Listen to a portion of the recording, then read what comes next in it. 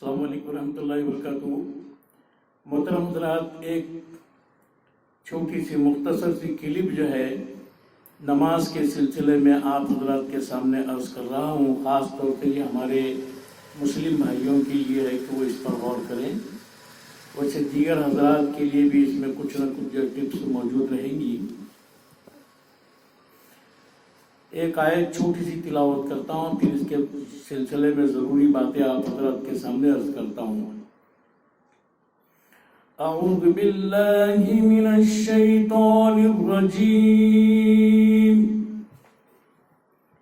بسم اللہ الرحمن الرحیم، الذین یؤمنون بالغیب ویقیمون الصلاة ومما رزقناهم ينفقون، صدق اللہ العظیم۔ یہ سورہ بقرہ کے پہلے رکوع کی ایک ابتدائی آیت میں نے آپ حضرات کے سامنے تلاوت کیا۔ اس کا ترجمہ پہلے سن لیجئے۔ الذین، جو لوگ، یؤمنون بالغیب، جو غیب پر ایمان رکھتے ہیں، شردا رکھتے ہیں، ویقیمون الصلاۃ، اور نمازوں کو قائم کرتے ہیں، ومما رزقناہم ينفقون، اور جو مال ہم نے دیا ہے اس میں سے اللہ کے بندوں پر خرچ کرتے ہیں۔ محترم حضرات، جہاں تک نماز کی فرضیت کا تعلق ہے، ہر مسلمان اچھی طریقے سے جانتا ہے کہ ایمان کے بعد جو دوسرا فرض ہے، جو بالکل کمپلسری ہے، معاف نہیں ہوتا، وہ ہے نماز۔ اللہ تعالیٰ نے قرآن میں نماز کا جو شبد ہے، جو لفظ ہے، اس کو 63 جگہ جو ہے اس کا الیکھ کیا ہے، اس کو بتایا ہے۔ جو جان بوجھ کر نماز چھوڑ دیتا ہے اس کے لیے بڑی سخت وعید ہے، بڑا سخت عذاب ہے، قرآن کے اندر بتایا گیا، احادیث کے اندر بھی اس کی تشریح ہے۔ اور نمازیں جو ہیں یہ اپنے پرٹیکولر ٹائمنگ کے اندر جو ہے پڑھنا ہوتا ہے۔ ان الصلاۃ کانت علی المؤمنین کتابا موقوتا، نماز مسلمانوں پر وقت مقررہ پر جو پرٹیکولر ٹائمنگ ہے اس پر جو نمازیں ان میں ادا کرنا ضروری ہوتا ہے۔ ایسا نہیں کہ کوئی کب بھی نماز پڑھ لے گا، ایسا نہیں چلتا ہے۔ اب نماز کی جو اہمیت ہے، اس کا جو امپورٹنس ہے، ہم اس کو سمجھنے کی کوشش کریں گے۔ حدیث میں آتا ہے کہ اگر کسی کو، بخاری شریف کی حدیث ہے، اگر کسی کو معلوم ہو جائے، میں ترجمہ یا خلاصہ عرض کر رہا ہوں، کہ صبح صبح فجر کی نماز اور شام کی عشاء کی نماز جو 8:30-9 بجے ادا ہوتی ہے، اگر کسی کو اس کی اہمیت، اس کا امپورٹنس معلوم ہو جائے کہ اللہ تعالیٰ اس پر کیا دینے والا ہے، تو لوگ اپنے گھٹنوں کے بل جو ہے چلتے ہوئے مسجد کو جائیں گے، مسجد میں نماز پڑھیں گے، 27 گنا 27 ٹائمز جو ہے ثواب اور اجر جو ہے زیادہ ملتا ہے۔ لیکن یہ ایک فکس معاملہ نہیں ہے، بلکہ حالات کے حساب سے، سچویشن کے حساب سے مسائل جو ہے بدلتے رہتے ہیں۔ جیسے کوئی بیمار ہے تو بیمار کے لیے، جو سخت بیمار ہے تو اس کے لیے چھوٹ ہے کہ وہ مسجد کو نہ جائے، گھر میں نماز پڑھ لے، چل ہی نہیں سک رہا ہے تو مسجد میں نماز پڑھ لے۔ اسی طریقے سے آپ نماز کے لیے نکل رہے ہیں، لیکن اگر بارش شروع ہو جائے، سخت بارش شروع ہو جائے، تو بارش کے زمانے میں بارش کے خطرے کی وجہ سے اللہ کے رسول صلی اللہ علیہ وسلم نے فرمایا کہ اعلان کر دو کہ لوگ نمازیں گھر میں ادا کریں۔ اسی طریقے سے ایک مرتبہ بہت زیادہ سردی تھی، تو سردی کی وجہ سے اللہ کے رسول صلی اللہ علیہ وسلم نے فرمایا الا صلوا فی الرحال فی اللیلۃ الباردہ، کہ نماز پڑھو، اپنے گھروں کے اندر نماز ادا کر لو، یعنی سردی کی وجہ سے۔ تو مطلب یہ ہے کہ مسجد میں ہی نماز پڑھنا ایسا کوئی فکس معاملہ نہیں ہے، کیونکہ ہم جگہ کی نماز نہیں پڑھتے ہیں، ہم اللہ کے لیے نماز پڑھتے ہیں۔ اللہ گھر میں بھی ہے، بازار میں بھی ہے، کھیتوں میں بھی ہے، مسجد میں بھی ہے، حرم شریف میں بھی ہے، اللہ ہر جگہ موجود ہے۔ لہٰذا اگر کوئی پرابلم اگر ہوتا ہے تو اس کی وجہ سے شریعت میں اجازت ہے کہ وہ گھر کے اندر نماز پڑھ لے۔ ایک مرتبہ آپ نے یہ بھی فرمایا کہ اگر دشمن کا خوف ہے تو مسجد میں نماز نہ پڑھے، گھر میں نماز پڑھے۔ اب آج کا بڑا دشمن کیا ہے؟ کرونا وائرس ہے، یہ دشمن ہی تو ہے نا بھائی۔ تو اب اس کے خطرے کو محسوس کرتے ہوئے مسجد میں نماز نہ پڑھے بلکہ گھر میں نماز پڑھ لے۔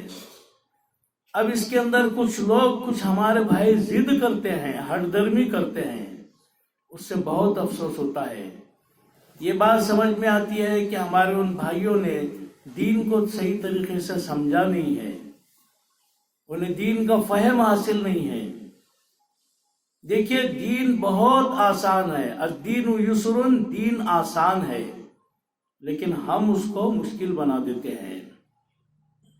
پانی نہیں مل رہا آپ کو وضو کے لیے، تیمم کر کے نماز پڑھ سکتے ہیں، کتنی سہولت ہے۔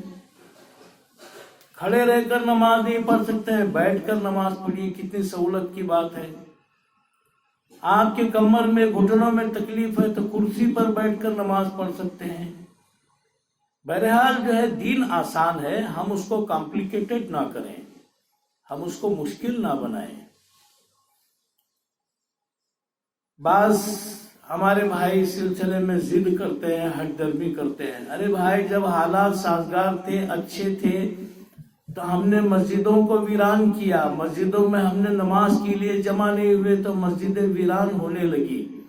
اور آج حالات کا خطرہ ہے، شریعت کہہ رہی ہے، علماء کہہ رہے ہیں کہ بھائی نمازیں جو ہے گھروں کے اندر ادا کریں۔ ایک متعدی مرد ہے، یہ ایسا متعدی مرد ہے کہ پتہ نہیں کتنوں کو متاثر کر دے گا یہ۔ تو عقل مندی اسی میں ہے کہ نمازیں جو گھر میں ادا کرے۔ علماء اس سلسلے میں رہنمائی کر چکے ہیں، مسجد بند نہیں ہوتی ہے، مسجد چالو ہی رہتی ہے، لیکن صرف 3 لوگ 2 لوگ مسجد میں جمع ہو کر وقت پر جو ہے 2-3 لوگ جو نماز پڑھ لیں، باقی سب لوگ جو اپنے گھروں کے اندر جو نماز پڑھیں۔ تو دین کے اندر زیادتی کرنا، مسئلے کو نہیں سمجھنا، باریکی کو نہیں سمجھنا، یہ اس سے خود کو بھی نقصان ہوتا ہے، اس سے دوسروں کو بھی نقصان ہوتا ہے۔ الحمدللہ ویسے تو بہت خوشی کی بات ہے کہ ہمارے بہت سارے بھائی حالات کا اندازہ لگا کر گھروں کے اندر ہی نماز پڑھ رہے ہیں، لیکن گھروں کے اندر بھی ہمارے لیے بڑی اچھی بات یہ ہے کہ گھر کے اندر جماعت بنا لیں۔ گھر میں 2-4 لوگ، 4-5 لوگ جتنے ہوتے ہیں، ایک شخص نماز پڑھا لے، باقی کے سب لوگ پیچھے ٹھہر جائیں۔ لیکن باہر کے لوگوں کو گھر میں جمع کر کے آپ جماعت مت بنائیے، اس سے نقصان ہو سکتا ہے۔ آج حکومت پریشان ہے، لوگ پریشان ہیں، انتظامیہ پریشان ہے۔ انتظامیہ کو کوآپریٹ کیجیے بھائی، یہ آپ کا ہمارا اکیلے کا مسئلہ نہیں ہے، یہ پوری انسانیت کا مسئلہ ہے۔ ہمارے کتنے بھائی ایسے ہیں آج کل لاک ڈاؤن رہتے ہوئے پہ بھی دیکھیں گے کہ ہمارے مسلم بھائی پرانے سٹیز کے اندر جو ہے کٹوں پر بیٹھ جاتے ہیں، نکڑ پر بیٹھ جاتے ہیں، کوئی جو ہے بیڈمنٹن کھیلتا ہے، اور جیسے پولیس آتی ہے تو بھاگم دوڑی شروع کرتے ہیں، پولیس کے ساتھ آنکھ مچھلی کھیلتے ہیں۔ یہ کوئی ایسی مناسب بات نہیں ہے۔ حالات کو سمجھیں، اس میں خود کا بھی اس میں جو ہے فائدہ ہے اور اس میں سبھی کا فائدہ ہے۔ بہرحال نماز کے اندر سہولت رکھی گئی ہے، کوئی مشکل کا مسئلہ نہیں ہے۔ حتیٰ کہ آپ کو اتنی سہولت ہے ہم کو کہ آپ کو نماز کا وقت ہو گیا، بھوک لگ گئی ہے، تو شریعت میں حکم یہ ہے کہ پہلے کھانا کھا لو، اس کے بعد نماز پڑھو۔ امام حضرات جو نماز پڑھاتے ہیں ان کو بھی حکم ہے کہ بھائی ہلکی پھلکی نماز پڑھائیں، بہت زیادہ جو ہے نماز کو لمبی نہ کریں، تاکہ نماز کے اندر جو بیمار ہوتے ہیں اور بچے ہوتے ہیں ان کا خیال کریں، نماز کو ہلکی پھلکی جو ہے ادا کریں۔ اب نماز کی جو اہمیت کے بارے میں آپ دیکھیے، اس کا جو امپورٹنس ہے، قرآن کریم کے اندر اللہ تعالیٰ نے ایک جگہ فرمایا فی جنات یتساءلون عن المجرمین ما سلککم فی سقر قالوا لم نک من المصلین ولم نک نطعم المسکین۔ کچھ جنت کا جو ہے سورگ کا ذکر کیا ہے کہ جنت میں کچھ لوگ جو ہے دیکھیں گے کہ وہ پھرتے ہوں گے، کچھ لوگ آگ میں لپٹے ہوئے ہوں گے، ان کو آگ لپٹی ہوئی ہوگی تو پوچھیں گے عن المجرمین، گناہگاروں سے، اپرادھیوں سے پوچھیں گے ما سلککم فی سقر، تم آگ کے اندر کیوں لپٹے ہوئے ہیں؟ تو وہ جواب دیں گے قالوا لم نک من المصلین، اس لیے کہ ہم دنیا میں بے نمازی تھے، اس لیے آج آگ کے اندر لپٹے ہوئے ہیں۔ اور دوسری وجہ آگ میں لپٹنے کی یہ بتائیں گے وَلَمْ نَكُ نُطْعِمُ الْمِسْكِينَ، ہم کسی غریب کو کھانا نہیں کھلاتے تھے، جو ضرورت مند ہوتا تھا، بھوکا ہوتا تھا، ہم بھوکے کو کھانا نہیں کھلاتے تھے۔ اس بات کو بھی سمجھتے ہوئے آگے بڑھے۔ دوسری بات سورہ سعد کے اندر جو ہے حضرت سلیمان علیہ السلام کا ایک چھوٹا سا جو بات، ان کا جو واقعہ ذکر کیا ہے کہ ایک مرتبہ وہ شام کے 5 بجے کے وقت قریب جو ہے قیمتی گھوڑوں کو دیکھنے نکل جاتے ہیں۔ وہ بڑے بادشاہ تھے اور ان کے جیسا کوئی بادشاہ گزرا نہیں ہے، اتنی بڑی سلطنت تھی ان کی۔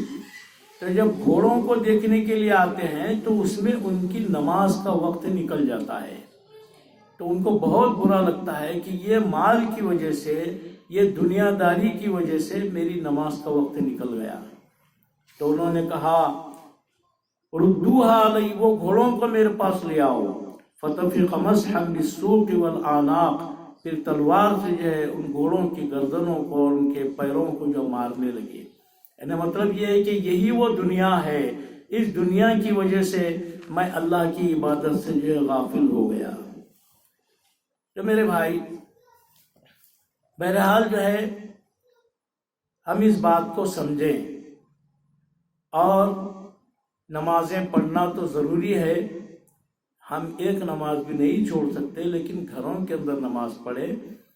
اور اس کے بعد ایک اہم بات یہ عرض کرنا چاہوں گا کہ اس وقت کرونا وائرس کی بیماری کی وجہ سے نہ صرف مسلمان امت مسلمہ بلکہ ہمارے ملک کا ہر شہری جو ہے پریشان ہے۔ کوئی نہیں جانتا کہ کرونا وائرس کا جو وائرس ہے کس کے گھر پر کب دستک دے گا، اس کا کوئی کسی کو کچھ بھی علم نہیں ہے، کوئی گیان نہیں رکھتا اس سلسلے میں۔ تو ہم ایک کام یہ کریں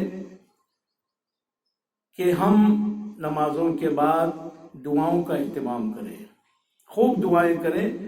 تو دعا اپنے لیے بھی کریں اور برادران وطن کے لیے بھی کریں، ہندوستان کے ہر شہری کے لیے ہم دعا کریں۔ آپ کو جن سے تکلیف پہنچتی ہے ان کے لیے بھی دعائیں کریں، ان کا نام لے کر آپ جو دعائیں کریں۔ کیا آپ ہم یہ بات بھول گئے کہ اللہ کے رسول صلی اللہ علیہ وسلم خانہ کعبہ کا غلاف پکڑ کے ابو جہل کے لیے دعائیں کرتے تھے، اخنس بن شریق کے لیے دعائیں کرتے تھے، ابو سفیان کے لیے دعائیں کرتے تھے؟ تو آپ اس بات کو سمجھیں، ہماری دعاؤں کی بہت بڑی اہمیت ہے۔ حدیث میں ہے، آپ صلی اللہ علیہ وسلم نے فرمایا کہ تقدیر کو کوئی چیز نہیں بدل سکتی، لیکن دعا جو ہے اس کو بدل سکتی ہے۔ بہرحال یہ چند ضروری باتیں تھی جو آپ حضرات کے سامنے میں نے رکھنا جو ہے ضروری سمجھا۔